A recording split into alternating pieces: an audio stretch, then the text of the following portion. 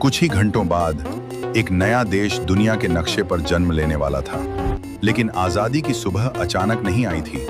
इसके पीछे दशकों का संघर्ष, जेलें, आंदोलन, बलिदान और करोड़ों भारतीयों का धैर्य छिपा था। फिर आई वो ऐतिहासिक रात। आधी रात के करीब संविधान सभा का परिसर और बाहर पूरा देश एक नई सुबह की प्रतीक्षा कर रहा था। और फिर आधी रात के बाद वह क्षण आया जब भारत ने स्वयं को स्वतंत्र घोषित किया। सदियों की पराधीनता के बाद इतिहास ने करवट ली।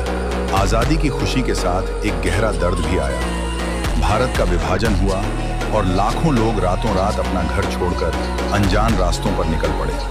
रेलवे उस समय केवल यात्रा का साधन नहीं रहा। वहीं ट्रेनें लाखों विस्थापित लोगों को नई जगहों तक पहुंचा रही थीं, जहां उन्हें अपना जीवन फिर से शुरू करना था।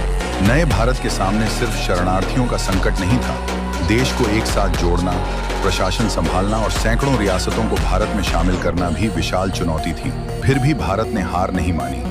उजड़े परिवारों ने घर बनाए, किसानों ने खेत संभाले और एक नया लोकतांत्रिक राष्ट्र धीरे धीरे अपने पैरों पर खड़ा होने लगा।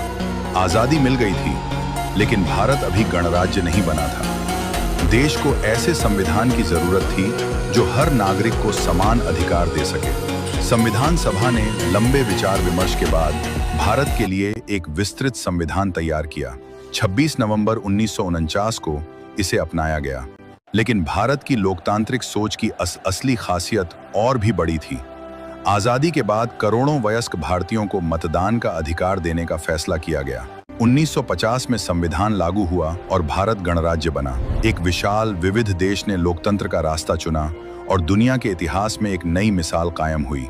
26 जनवरी 1950 के बाद भारत के सामने सबसे बड़ी चुनौती थी एक गरीब और विविध देश को आधुनिक, मजबूत और आत्मनिर्भर राष्ट्र बनाना। बड़े बांध, इस्पात कारखाने, वैज्ञानिक संस्थान और नई तकनीक।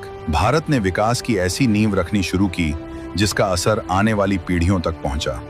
जिस देश ने आजादी के समय भारी चुनौतियां देखीं, वही आगे चलकर अंतरिक्ष में पहुंचा। भारतीय वैज्ञानिकों ने दिखाया संसाधन कम हो तो भी सपने बड़े हो सकते हैं। 15 अगस्त सिर्फ आजादी की तारीख नहीं, ये उस यात्रा की याद है जिसमें भारत ने संघर्ष से शुरुआत की और अपनी पहचान खुद गढ़ी। जानकारी अगर अच्छी लगी हो तो हर भारतीय को शेयर करें। धन्यवाद। वंदे मातरम। वंदे मातरम।